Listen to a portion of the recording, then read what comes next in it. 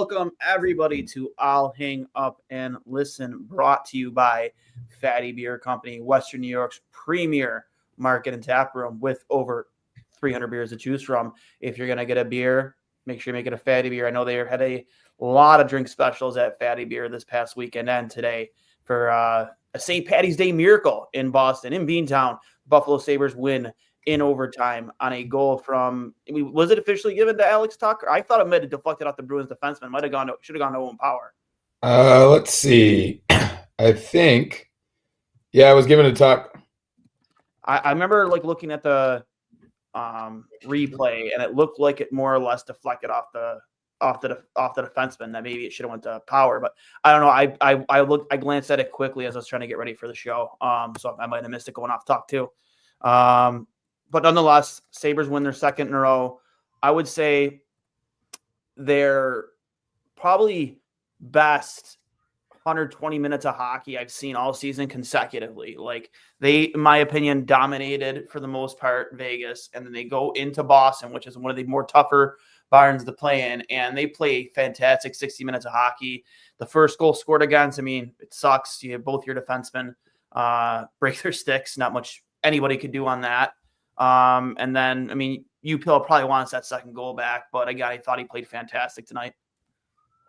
Yeah, two pretty good games from him. I didn't watch all of Saturday, but at least in the shootout and the overtime, came up with some big saves.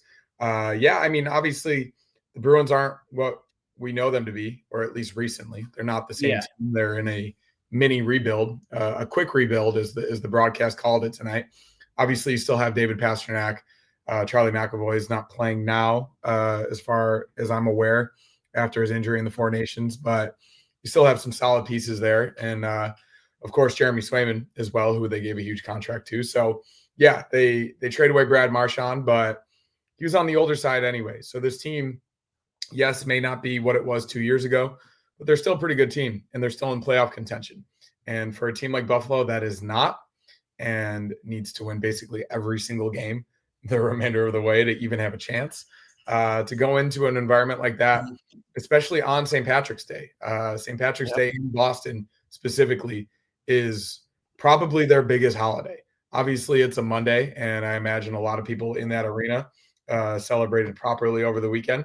But it is a meaningful day for that city. I think a lot of people know there's a lot of Irish people in Boston. So I think a lot of people, of course, want the Bruins to make the playoffs still, because who knows what'll happen once you get in, especially with a goalie like Swayman. But going there on a Monday night in a relatively tough environment, like you said, to get a win. Of course, they're not going to make the playoffs, but I think it's good for the confidence of this group. And I know nobody wants to hear that, but I think we've mentioned a few times nobody wants to see this team tank either. Yeah. So I want to see them win as many games as they can. And especially beating a team like Boston, I'm all about it. I'm a big fan of this draft class, but to your point, I want to see them play competitive hockey and win, because I think that's more important. But at the same time, kind of at a crossroads a little bit, because if you're drafting the top three of this draft, you're getting probably a guy who can come and play, right out of the draft, which I think Buffalo can use. But I agree with you though. At the same time, winning is meaningful. 2015, right? You don't have to actively root for them to lose. No, exactly. Yeah, if they do lose, not the worst thing in the world. Yeah, we already know they're not going to make playoffs without a miracle. It's kind of a win-win, right? If they win, great, and if they lose, helps the draft position. Great. So. I do want to touch on a few things though. We are very critical of Owen Power. Some of us are, at least. I'm apparently the poster boy of it, even though I'm not. I have given as much credit to him as I've criticized, but I would have to say this was probably his best game as a Sabre, in my opinion. I thought he was fantastic tonight. Yeah, no, I would agree. I didn't catch all of the defensive zone coverage, but at least in front of his net. They let him to 18 shots on net tonight. Yeah, it didn't seem like they were getting bullied like they have been in the past, right? And I think everybody knows how good he is offensively. I don't think that's ever been a part of this discussion. I think everybody obviously wants him to play more physical and be more aware in front of his own net. And that will come with time with a 22-year-old. But even his goal, tonight, you see the offensive upside, not even the upside, just the pure talent. Having a shot like that and the ability to do that in that situation to get the game tying goal, and also have the presence of mind on the power play. I call it the Owen power play now, to set up that goal, have the presence to hold the puck, shoot off the defender, and then get it to the net. He's as good as it comes for a 22-year-old offensively as a defenseman in the NHL. All of the numbers support it. And yeah, he can improve defensively. I think, a little bit more sympathetic than even Duane is. And obviously a lot of people are tough on him, as they should be, because he has this huge contract. But you can see the sparks every now and then. You can see how he's at least working on his awareness in front of his own end. I don't necessarily think he's ever going to be a Scott Stevens type player in terms of physicality, or Chris Pronger, or any of these guys, because that's not who he is as a player. Of course, he needs to be a little bit tougher. I think, of course, he needs to probably get a little bit stronger, but he may not even be fully developed into his own body yet at 22 years old. So I think, yeah, of course, it's good to be critical, and I think there are worthy criticisms, especially of his defensive game. But I think it's also paramount to but realize that it's like this are within the realm of his game on a somewhat consistent basis. And the combination of both can turn into, not only it'll be a number 2 defenseman on this team because Rasmus Dahlin exists, but I do believe it would be a number 1 defenseman on any team in the NHL. I like that you brought up Chris Pronger, because obviously out of nowhere, Chris Pronger has been pretty active over the last week on Sabres Twitter. He came into a conversation surrounding Owen Power, and he made a comparison about of Power to Parayko. A guy who is big. He's a very big player, but he's not really known for being physical, but has learned how to play to his size and use that to his ability, both offensively and defensively. And I kind of like that comparison, because Parayko isn't a guy that goes out there and lays huge hits. You know what I mean? He's not known for playing the way Chris did out his career. And we've said that so many times. Connor, how many times have we said we don't need him, just like you just said, we don't need him to play like Scott Stevens or Ken Danico or Chris Pronger or fill in the blank. We just need him to play to his size. And I think that is the key. And I think getting him that D partner, whenever that is, hopefully here in the offseason, gotta be going to bring that out of him. It's got to be in the offseason, because I think they owe it to him. They owe it to is it going to be free agency? Is it going to be the draft? Like, you know what I mean? Like, there's some really good right-handed defensemen in this draft. Exactly. I think it's got to be a guy who's NHL ready, who's proven it in this league that he can be a tough, defensively responsible second pair, first pair partner. I think they owe it to Owen Power's development to give him that. So not only he could be a little bit more aware in his own zone, but he can play a little bit more like Dahlin has in the past 3 to 4 years, really maximizing his offensive talent. And that'll be better for everybody. I've said it a million times, and I'll say it again. Sometimes the best defense is a good offense, and especially from the back end in terms of how good he is breaking out of the zone and puck retrievals, and how good he is as a playmaker, giving him the most leeway to maximize his offensive ability from that position on the ice, as we've seen with Dahlin and how good he is. That will be the best version of Owen Power that you could possibly imagine. And if you give him a guy who we know we can put back there, I'm not saying it's going to be Jacob Slavin, but a guy like Jacob Slavin, who is a shutdown defender, who is defensively responsible in his own zone, that is the best thing that could possibly happen to this defensive core, provided, Dahlin and Byram are still together if they do end up keeping him. Obviously, restricted free agency is going to be interesting, and it's going to play out in however which way. But solidifying that top 4 is paramount, and I don't think they've had a solid top 4 in years. So I think it's going to go a long way to making this team a lot better. I agree. I want to bring up a comment here from Hudson Curtin, a guy who's been, in the chat for quite some time. Will it be funny if it turns out the problem was that we were just the youngest team in the NHL, and Krebs, OP, Benson, and even McLeod developed into stub-depth pieces that turns us into a really skilled team? But again, all this winning in March is scary if it makes Kevin Adams complacent. Same thing happens every year. Love winning, though. Never gets old. Get me, he meant Marner, obviously here. I tend to agree, because we've seen that from Kevin Adams in the past, right? Like, you have a good run in March and April, and then obviously you think that this is the team that's going to get you there. They're just going to pick it up, and it doesn't happen. I think, and we talked about this too last time we were live. Is I genuinely do hope that obviously we'll talk more about tomorrow on the next episode too, Boys with Mike, but obviously that article came out from the Athletic today about Buffalo being the worst run franchise in the NHL. National media, right? You have to think that hopefully that maybe pushes Kevin Adams and Terry Pegula to finally, take a chance in free agency or in the trade market. We talk about Marner a lot. I would love that, but it is nice to see some of these players finally start to come around. And you kind of see the comments too, like, oh, it was Cousins. Cousins was the problem. I don't think Cousins was the problem, man. I think trading Cousins was the wake-up call. I think that smoke around the Dahlin meeting, I think that was a wake-up call, because genuinely you have to imagine something was said during that meeting, whatever it was, that sparked something on this team, because they've stuck up for each other three games in a row now. Detroit, obviously the final score didn't go in our favor. We got outplayed that game, but they didn't back down. They stepped up for their teammates. They did against Vegas twice, and they did it again tonight.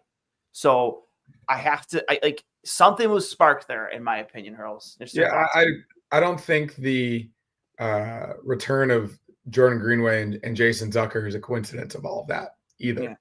Given how much leadership they've shown for this group, they've got the veteran experience. They're guys where their voice clearly matters in the locker room. And I don't think guys like Greenway or Zucker are going to let any type of unnecessary hit that Zadorov put on Tage Thompson go unnoticed like they did tonight. Jordan Greenway is in that lineup for a reason. He was given a 2-year contract for a reason. He's going to provide a role in that bottom six, unlike anybody really could, provided he stays healthy, and hopefully he does. And Jason Zucker's the same way. Obviously, you've seen him on the power play. You've seen him have a career year. Those two guys' presence, not only for the rest of this season, but for the next 2 years, provided that they fill out the rest of that middle and bottom six, is going to go a massive, massive way to getting this team where it needs to be. Obviously, you need to fill out the decor. You need to fill out the middle and bottom six. And it sounds like a lot, but with the amount of talent on this roster already, as we've said, with Rasmus Dahlin and Tage Thompson, it's going to make everybody better. It is. You just have to fill out a few pieces. And, of course, you got to spend, but you also got to make trades. You got to put out an offer sheet here and there. If you're Kevin Adams, you may feel a tiny bit insulated because Terry maybe he's given you a vote of confidence, given that you haven't been gone already. But you have to know that if you don't make the playoffs next season, no owner could possibly keep you again. So we said that about last year. We said that about this year. He's not gone yet. So he has to do something. Of course he has to do something. And an example of something that he's done, which has really, really worked out, at least so far, is the Ryan McLeod trade. He's one of the best players on the team. He's consistently very, very good, not only in our end, but in the offensive aspect of the ice too. Setting up the Owen Power goal tonight. He's constantly back checking. He's playing with speed. He plays with physicality. He's putting up a relatively good amount of points up until this point in his career. Trading Matt Savoy, one of the top prospects in the organization, for a guy like Ryan McLeod, who was a third liner on a really good Edmonton team. That is an example of the type of move that Kevin Adams can continue to do. Obviously, we'll see what happens with Josh Norris, but it's another hockey trade. Bowen Byram for a guy like Casey Middlestat, who barely played with the Bruins tonight. So I think he's got a real opportunity, and he's made some really good moves, and Zucker can be included in that. And I'm at least hopeful that there are moves more like that rather than obviously Beck Mallinston and Nicholas Aube-Kubel and Sam Lafferty, which didn't really work out for the fourth line. Yeah. I think Kevin wouldn't have imagined that the Zucker signing would have went this well in his wildest dreams. Yeah, and maybe not the McLeod trade either. Yeah. So McLeod is really, again, he had a little bit of a streaky, he was good in the beginning, and then it's kind of streaky there in the middle, and now he's found his point production, but I think his overall game has been pretty good all year. Yeah, no, for sure. For sure. I agree with that. Just a little bit streaky, but again, who hasn't been streaky on this team? So put him with better players, he's gonna get even better. Yeah. I thought, again, we go back to UPL's game. The second goal, I'm not just a kind of a fish out of water there, caught way too deep out of his net. and wasn't able to get over to his left post, and just kind of an easy goal. Granted, a breakaway though, right? So he got behind Samuelson. I think this is where the criticism comes in, is because Samuelson, even though he let that guy get behind him, he was definitely, was it Morgan Geekie that scored that? I think so. Morgan Geekie, yeah. Morgan Geekie got behind him, and he was disrupting him a bit, and you kind of hope that, UPL controls depth a little bit better because of that. But he got stuck a little bit far out of his net, and he wasn't able to get that hard push to his post. But yes, you can't. Samuelson, there was a comment here in the chat, like I just don't even know what to do with him anymore. We saw what the buyout is. You try to trade him for anything. Same thing. Yeah, I think the Flyers would be a good partner. I really do. Yeah. You saw what they gave up for Risto, and Samuelson has a connection to the Flyers organization. He's from Philadelphia. I think you try to trade him for a second or third round pick and get out of that contract. I have to agree. Like, you buy him out, it's like what, $700,000 against the cap for how many years? Who cares? Do it. Get out of that. When Ehrhoff was on your books for how many years? Who cares? Hasn't stayed healthy, and in the games that he hasn't been good. So, yeah. From Casual Mark here, always watch you guys after the fact. Glad to catch a live stream. Love the content. Everyone like the video and go Sabres. Thank you, Mark. So I don't have to say it later. That's good. But again, 2 solid games from UPL in a row, and I think, I don't know, like, his numbers are atrocious this year, right? They're not good, but we've seen stretches of his play that have just shown that he has the ability to be a top 15 goalie in the NHL. So is it a situation where it's just always been the team in front of him, or is this a situation, kind of, in my opinion, where he needs the team to play that well as a 5-man unit in order for him to get the results? Like, I think kind of the latter. Yeah, I think it's a combination of things, right? Like, I think as goalies, he's not going to be the guy that's going to steal you games every night in, night out. He's not Hattrick. I would say last year he did do that, though. And for a 3 to 4 month stretch, we're all talking about this could be a top 10 goalie in the league, and that's why. But that's why he got the deal that he did. Yeah. I'll just say this though, like, he's obviously not been as good as he was last year, but the defense has also been pretty atrocious for the most part. Yes. So it's a combination of factors, right? Like, I think we know as well as anybody that goaltending really comes down to confidence, and he hasn't been able to get into a rhythm because this team is so porous defensively, as they have been for most of the season. Obviously, a lot can be attributed to him and his lack of confidence, but I really do believe that top 10 to 15 goalies in there somewhere. I really do, especially after a night like this and a game like Vegas the other day, and even a week or two ago when he had a few good games against the Panthers, and then after that as well. I am still confident because he is still young and he's got the physical tools. He's got the acumen. He's just got to put it all together. And I really do believe, like we talked about with Owen Power, getting that defensively responsible, top 4 right-handed defenseman partner, which shouldn't be that hard. They just haven't done it in a really long time. Getting a guy like that, who does that help? Your goaltender. I agreed. And again, we've seen Chris Pronger be very vocal about getting him. And I even joked, like, I bet you it wouldn't take Chris Pronger 4 years to find Owen Power a defensive partner.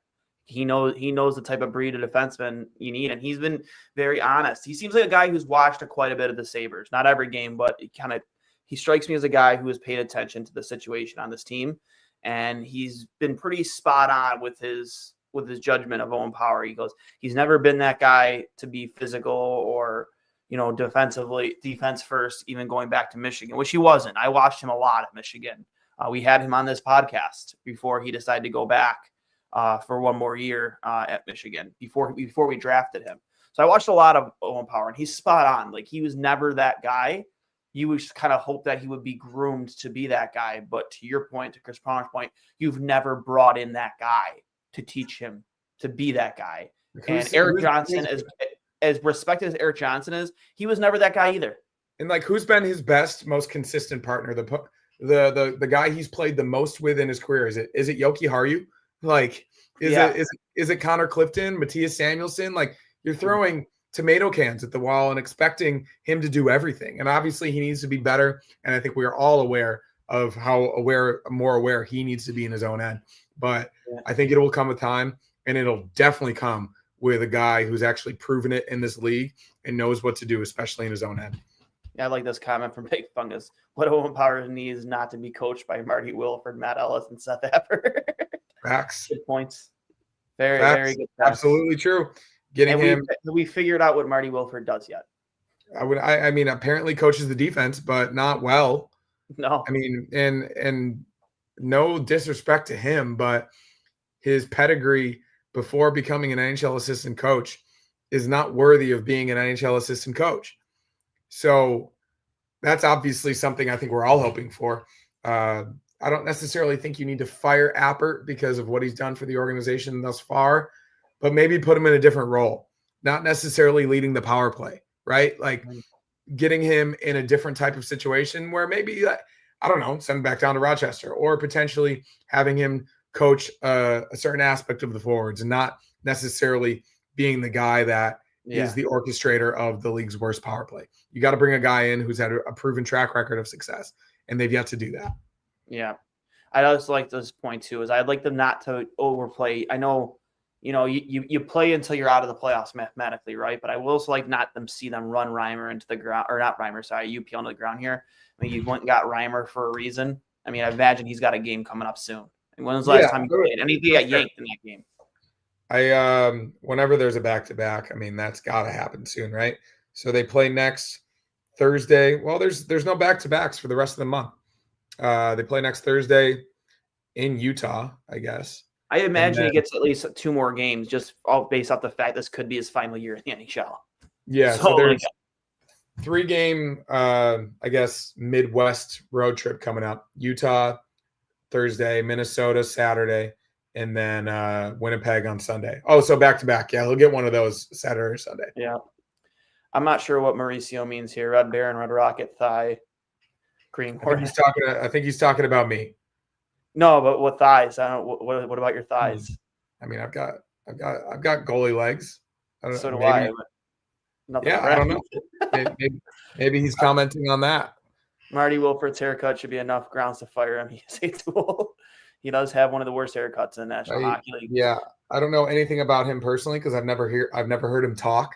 So that's obviously I'm not going to judge him as a person, but his results kind of speak for themselves in terms of a defensive coach. Yeah. Knowing Terry, we get rid of Wilford and replace him with Page. He's working in Rochester for some position, so Terry wants to hire and save money. I mean, again, we saw the article from The Athletic today, so we just know just from the eye test he doesn't spend money on coaches. He hasn't. Yeah, no, for sure. I do think that assistant coaches, that's a different ballpark, right? Like you're not going to break the bank for an assistant coach, but you could also find someone with experience, someone that Lindy knows from all of his connections throughout the years, right? That's a completely different storyline. Irish leprechauns, not thighs. Okay, well, Mauricio, that's why you're typing a million miles a minute and not using punctuation. You're just pressing send. Spell check yourself from now on. Yeah, I mean, I would say like my wish list, and we can get into it a little bit more, maybe even tomorrow, but you need a new coaching staff. I would love a president of hockey operations. I don't think that's going to happen. And then you build out the roster from there with the things that we've said many times. Obviously, Marner would be great, but if not, then even a guy like Nikolai Ehlers, who we've talked about for years, he's an unrestricted free agent this offseason. Proven player in this league for 10 plus years. So I don't know. Keep throwing darts at the wall. Obviously, this sucks, and nobody wanted it to be more than 5 years, let alone 14. And I don't think anybody wants it to be 15. So I think, we know, at least we know what needs to be done. Hopefully who's ever in charge has a similar idea. I like this comment from Krebs after the game. Lance tweeted out a little bit out. It's like Peyton Krebs on the Sabres' response to the Zorov's antics tonight. You don't have to fight every time, but the guy's got to know that he's not going to if he's going to try to take out our top player, that he's going to get ran to. And I love that response, even from a guy like Krebs, who I hate the fact that he's always the guy who most of the times to go after somebody. Well, they learned their lesson. They learned their lesson from the last time. Yeah, exactly. And I think we all we all spoke to that, right? The last time Tage got ran and nobody did anything. Yep. Of course, that wasn't appropriate. And I think Tuck said it best, like that's never going to happen again. And obviously it was addressed in the room. They talked about it as a team, and having a guy like Greenway out there is the perfect guy to do it. Yeah. Ellers would be nice too. What about Besser? I mean, would be great. I think Besser is anyone like that. Yeah, it'd be great. With a proven track record of success. Scoring goals and big. They're pretty sure they're both decently sized. I'd like a little bit more, obviously more scoring ability in the top 6, but also some more size. Don't have to be the size of Tage, but I think you get a little bit more thicker up front in your top 6. Wouldn't hurt. Any final thoughts before we get out of here, Earls? Yeah, kind of like we said. I think these are, at this point in the season, it's stepping stones, right? I think having a proper response to like what we saw tonight, that's good for team morale. Going into a classic original 6 team who's still fighting for the playoffs on a big night for that team in that city personally and professionally, that's a good win. And as fans, of course, we can be frustrated. I think the article on ESPN.com on Friday and then the Athletic owner ranking today kind of sums up the state of the franchise and how it turned from hockey heaven to hockey hell of sorts. But in this current group, there are signs of positivity. Tage and Dahlin are superstars. I would love to see UPL get back on track for however many games he plays for the rest of the regular season and see this group at least show some heart. I don't think anybody wants to see them lie down and tank the rest of the season. And if they do lose, it's a win-win because I do think they're going to finish in the bottom 5 of the league no matter what, right? Like that's probably a sure thing. And then you at least give yourself a chance at the lottery or a top 5 pick, which seems to be pretty good this year. Yeah. So I will never root for this team to lose like we did back in 2015 again, because you see how that worked out. Yeah, you go from there. Be an entertaining game on Thursday in Utah. Looking forward to watching that team. Haven't watched too much of them, but they're pretty exciting. They got a lot of young players and goal scorers, and should be entertaining to say the least. So we'll see what happens. And happy St. Patrick's Day to everybody. Happy St. Patrick's Day. Tomorrow is going to be a little bit of a later start for Two Goalies, One Mic. We normally go on at 8 when we do Tuesdays. It'll be at 8:30. Built in Buffalo is having on actually an interview with, I don't know how to say his name. Maybe you do. The linebacker. I think it's a linebacker we just signed. The one that got suspended for PADDY'S. Michael Hoyt, yeah. They were going to have him on tomorrow for an interview at 7:30. So we're going to push our show back a half an hour to give them some extra breathing room. But tomorrow we're going to have a guest of our own, former Sabres defenseman Jean-Luc Grandpierre, the hyphenator, as they call him in Columbus. He's been on with us in the past. He's going to come on with us tomorrow to talk about the state of the Sabres, that article that came out from the Athletic today, and just his opinions on what should be done, at least on the back end, to make this team more of a contender. So I can't wait to talk to him. Just absolute beauty. He's absolute beauty. And just an overall good guy. And he's a goalie now. Believe it or not, he is a goalie. He plays net. I have some awesome pictures of him playing net in men's league. So, but if you have enjoyed this content, please make sure you hammer that like button on YouTube if you are watching on YouTube, and subscribe. Hit the little bell icon if you aren't subscribed already. Those of you in the chat who aren't subscribed yet, make sure you are. If you're watching on Twitter, you can find myself at Duane S39, at CHurls13, my co-host Connor. You can find us at Two Goalies One Mic. Also find us on Apple Podcasts, Spotify, wherever you get your podcasts. Just search Two Goalies One Mic. Remember, this has been brought to you by Fatty Beer Company, Western New York's premier market and tap room with over 300 beers to choose from. If you want a beer, make sure you make it a Fatty Beer. Tell them Two Goalies One Mic sent you. And Buffalo Logo Apparel, the #1 place to get all of your Bills and Sabres merch, locally designed, shop small business. And you can find them at Buffalo Logo Co. on Instagram and Twitter, Fatty Beer, at Fatty Beer on Instagram and Twitter, fattybeer.com. This has been another post-game show. All I've been listening. We will talk to you tomorrow night for another episode of Two Goalies, One Mic. And as always, go Sabres.